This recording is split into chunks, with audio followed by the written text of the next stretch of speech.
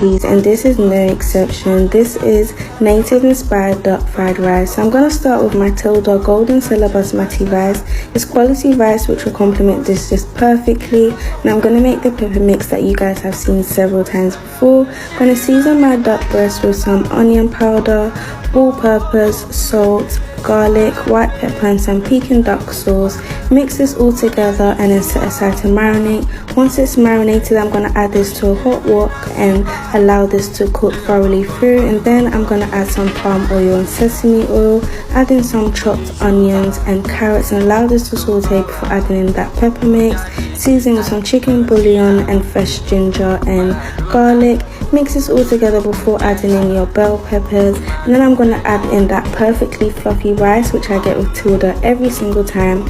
Add in some dark and sweet soy sauce and stir fry this for 2 minutes before adding in your cooked duck breast and spring onions. Just look at how delicious this rice is.